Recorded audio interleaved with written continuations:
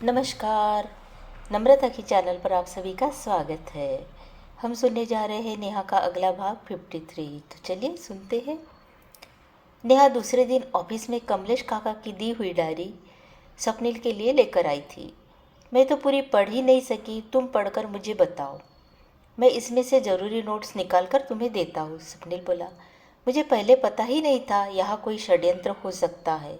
शायद काका को पता चला होगा, नेहा बोली। हाँ ना, इस डायरी में ज़रूर कुछ महत्वपूर्ण लिखा होगा, स्वप्निल। हमें सावधान रहना होगा, नेहा। अब मामला कोर्ट में दर्ज हो गया होगा, केस भी चलेगा। जल्दी पुलिस से खबर मिलेगी, स्वप्निल।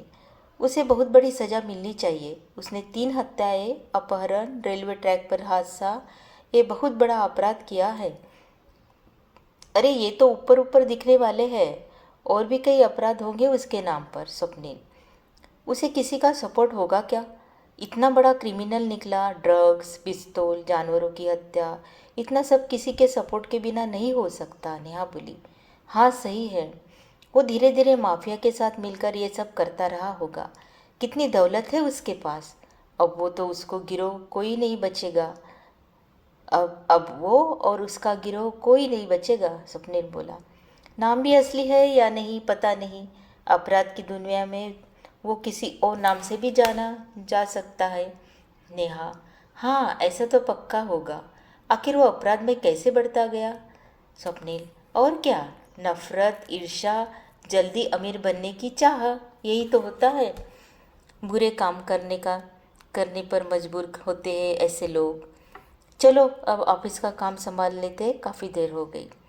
और दोनों अपने अपने केबिन में जाकर काम में व्यस्त हो गए। शाम को फिर वे कॉफ़ी हाउस में मिले और थोड़ी चर्चा करने बैठ गए। नेहा, हमें सबूत इकट्ठा करने होंगे। अगर ज़रूरत पड़ी तो हमें तैयार रहना चाहिए।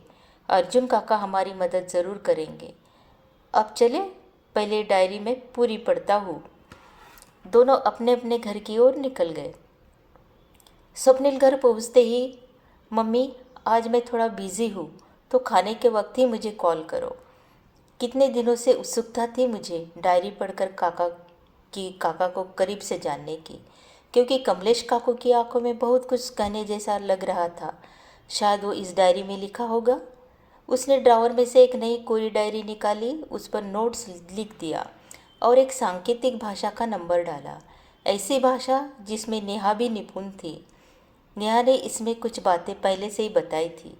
अब वो एक एक पन्ना पढ़कर उसे ज़रूरी लगी हुई बातें नई डायरी में दर्ज करते चला गया। कुछ देर वह ठहर कर काका का कौतुक करने लगा। कितने ग्रेट थे काका, कमलेश काका, पर हम उन्हें मिल नहीं पाए। कितना सुंदर लिखा है उन्होंने एक एक प्रसंग, और कितनी खूबसूरती से व्यक्त किया है। एक कवि मन के कोमल थे काका। राजन न मिलने के कारण एक जगह उन्होंने लिखा था, क्या बताऊँ राजन तुम्हें, तुम्हारे बिना जीवन में कोई आनंद नहीं। बीवी बच्चों पर तुमसे ज़्यादा प्रेम होगा भी, लेकिन तुम मेरे सामने इस तरह अदृश्य हो गए।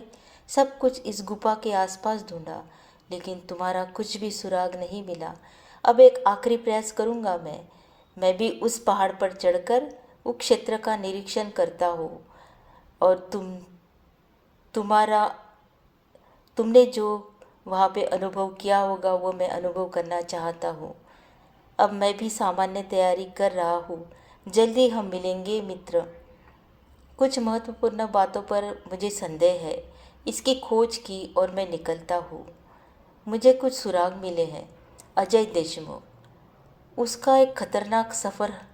हमने इस मित्र समझकर बहुत बड़ी गलती की थी। शहर के अजय देशमुख का नाम कभी इज्जत से लिया जाता था, लेकिन समय के साथ सत्ता पैसा बदलने के खेल में वह अपराध की दुनिया, अंधेरी दुनिया में फंसता गया। उसकी गिनती शहर के सबसे खतरनाक अपराधियों में होने लगी। हादसे, अपहरण, हत्याओं के कई मामले उसका नाम आता है, लेकिन हर बार वह पुलिस की हाथ से निकल जाता है। बड़े राजनीतिक घराने से उसके संबंध हैं। आखिर कई सालों की कोशिश के बाद पुलिस ने उसे गिरफ्तार किया और अब अदालत में उस पर मुकदमा चल रहा है। लेकिन वो बरी हो जाएगा, ये तो तय ही है, क्योंकि समाज में इज्जतदार लोग उसे ज़रूर छुड़वा लेंगे। कोई सबूत नहीं मिलेगा और इसी वजह से उसकी हिम्मत और बढ़ती जाती है। मुझे ये जांच में पता चला ये कैसे छूटता है। अजय का सफ़र अपराधी की ओर कैसे मुड़ा, कुछ लोगों ने बताया। अजय का बचपन एक मध्यम वर्गीय परिवार में हुआ। उसके पिता शिक्षक थे, लेकिन अजय को स्कूल की चार दीवारों में कभी रुचि नहीं थी। उसे हमेशा जल्दी अमीर बनने की चाहत थी। कॉलेज में ही उसने अपराध की दुनिया में कदम रख लिया। छोटी छोटी चोरी से शुरुआत की और धीरे धीरे वह बड़े अपराधों में उलझ गया। उसका पहला बड़ा अपराध एक व्यापारी का अपहरण था। इस मामले में उसने व्यापारी के परिवार से मोटी फिरौती वसूली, लेकिन पुलिस को सबूत नहीं मिले और वो छूट गया। इसके बाद उसने अपराध की दुनिया में नाम कमाया। उसे किसी भी हद तक जाने वाला आदमी कहा जाने लगा। हादसे और साजिशों से शुरू हुई है उसकी कहानी। एक रात शहर के प्रसिद्ध बिल्डर अरुण मेहरा की गाड़ी का एक्सीडेंट हुआ। पहली नज़र में तो यह साधारण हादसा लग रहा था, लेकिन जांच शुरू होने पर कई बातें सामने आई। गवाहों ने बताया कि हादसे से पहले दो मोटरसाइकिलें उनकी गाड़ी का पीछा कर रही थी। पुलिस ने मामलों की जांच की तो उसमें अजय देशमुख का फिर से नाम आया। पुलिस ने अजय पर नज़र रखना शुरू किया, लेकिन उसने बिना किसी सबूत के खुद को अलग कर लिया। अरुण मेहरा के परिवार ने आरोप लगाया कि यह हादसा नहीं बल्कि साजिश थी, लेकिन कोई ठोस सबूत नहीं था। अपहरण की चौंकाने वाली घटना फिर से।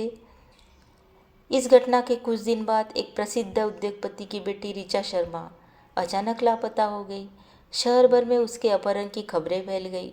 पुलिस को शक था कि इसके पीछे भी अजय देशमुख होगा, लेकिन कोई सबूत नहीं था। आखिर कुछ दिनों बाद एक गुप्त सूत्र ने पुलिस को बताया कि ऋचा का एक सुनसान जगह पर रखा गया है। पुलिस ने वहां छापा मारा और ऋचा को सुरक्षित छुड़ा लिया, लेकिन अजय वहां से भाग निकला। इस घटना के बाद वो और भी खतरनाक बन गया। आखिरकार पुलिस के जाल में एक दिन फंस ही गया। ऋचा शर्मा के अपहरण के बाद पूरे शहर में तनाव फैल गया। मुख्यमंत्री ने खुद पुलिस को आदेश दिए अजय को पकड़ने में और कोई कसर न छोड़ी जाए। आखिर एक गुप्त सूत्र ने पुलिस को अजय का ठिकाना बताया। एक गुप्त ऑपरेशन में पुलिस ने उसे एक फार्म हाउस में गिरफ्तार किया। उस वक्त उसके पास अत्याधुनिक हथियार थे, लेकिन वो प्रतिकार नहीं कर सका। उसकी गिरफ्तारी के बाद शहर भर में खुशी का माहौल था। कोर्ट में मुकदमा और चौंकाने वाली खुलासे होने लगे। मित्र होने के नाते पूछताछ के लिए मुझे थाने बुलाया था। पहले तो सब सुनकर सदमा लगा, फिर मन में शक पैदा होने लगा। अजय को अदालत में पेश किया गया। सरकारी वकील ने उस पर लगे सभी अपराधों के सबूत अदालत में रखे। हादसे, फिरौती, अपहरण और हत्या, कई अपराधों में उसका नाम साफ साफ सामने था। सबसे चौंकाने वाली बात पता है क्या थी? उसकी टोली के कुछ लोगों ने पुलिस से समझौता कर गवाह बनना स्वीकार किया, लेकिन वक्त आने पर अदालत में सब पलट गए और बोले पुलिस ने हमको धमकाया था। इससे अजय के अपराध साबित ही नहीं हो पाए और वो निर्दोष छूट गया। इसके बाद उसकी हिम्मत और बढ़ गई। अब वह निडर होकर घूमने लगा। उसे पहचानने वाला यहाँ कोई था ही नहीं। स्वप्निल ने डायरी बंद की और सोचने लगा, लेकिन उसे ये पता नहीं था कि अब भी कोई उस पर नज़र रखे हुए है, और वो थे अर्जुन काका, जिसके अपहरण की साजिश रचकर उन्होंने मर गया ऐसा प्रचार फैलाया और सबको सच मानने पर मजबूर किया। लेकिन काका तो उनके अड्डे पर नज़र रखे थे। इस बार भी उसने बहुत बड़ा अपराध किया था। नेहा के पिताजी ने जवान उम्र में ऐसा जीवन जिया। नेहा की माँ ने कितना सहा होगा।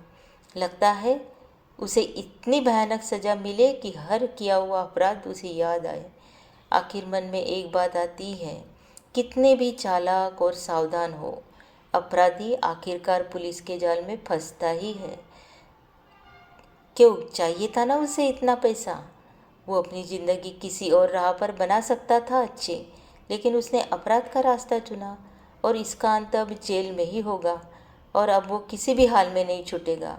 इस बार हम नज़र रखेंगे, ये स्वप्निल नज़र रखेगा। अब तो सत्ता वाले भी इस केस से अलग अपने हाथ कर चुके हैं। वो खुद को ईश्वर मानने लगा था। सत्य क्या है और असत्य क्या है इसकी समझ जैसे बाकी रही नहीं थी। उसकी कमाई हुई दौलत जो बुरे रास्ते से थी, अब सब गरीबों के लिए अन्न, वस्त्र, निवास और बच्चों की शिक्षा में उज्जवल भविष्य के लिए इस्तेमाल होनी चाहिए।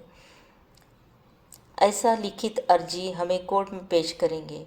कोर्ट का जो भी फैसला होगा वो हमें मान्य होगा।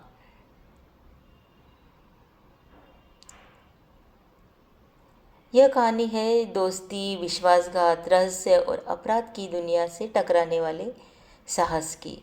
तो सुनते रहिए नेहा की दास्तान आपकी अपनी चैनल पर, शब्द स्पर्श पर। लाइक, कमेंट और शेयर करना ना भूलें। सब्सक्राइब करें और बेल आइकन दबाएं ताकि अगला भाग आपको सुनने मिले। नमस्कार। हमेशा खुश रहिए, हंसते रहिए।